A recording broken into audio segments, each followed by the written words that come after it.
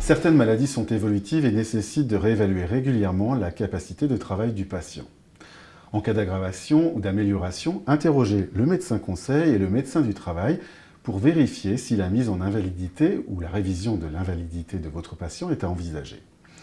L'impact de l'incapacité sur l'employabilité du patient doit obligatoirement être évalué lors d'une mise en invalidité.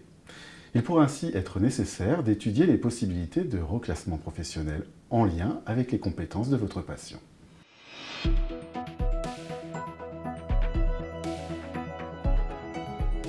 L'invalidité fait le plus souvent suite à un arrêt de travail, c'est-à-dire à une période d'incapacité temporaire, partielle ou totale. C'est le médecin conseil qui initie la démarche. Quand l'état de votre patient est stabilisé, mais qu'il n'a pas la possibilité de reprendre son travail, vous pouvez faire un signalement au médecin conseil via la messagerie sécurisée d'Amélie Pro ou par la plateforme de service.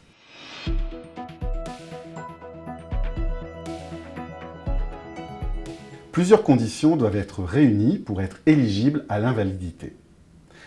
Est-on bien dans le cas d'un accident ou d'une maladie d'origine non professionnelle? L'état est-il bien stabilisé? La capacité de travail ou de gain a-t-elle été réduite d'au moins 2/3 en tenant compte de l'état général, de l'âge, des facultés physiques et mentales de l'assuré, ainsi que ses aptitudes et de sa formation professionnelle? Le patient a-t-il un âge inférieur à 62 ans, l'âge légal de la retraite? Le patient a-t-il droit aux indemnités journalières? À l'âge légal de la retraite, la pension d'invalidité se transforme en pension de retraite pour inaptitude.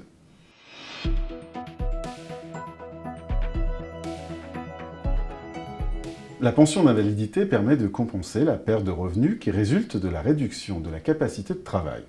Son montant varie selon la catégorie d'invalidité dans laquelle le patient est classé par le médecin conseil. Invalidité de catégorie 1. La capacité est réduite de 2/3, mais votre patient peut encore exercer une activité professionnelle rémunérée. La pension est égale à 30% de son salaire annuel moyen. Invalidité de catégorie 2. Votre patient ne peut plus exercer d'activité.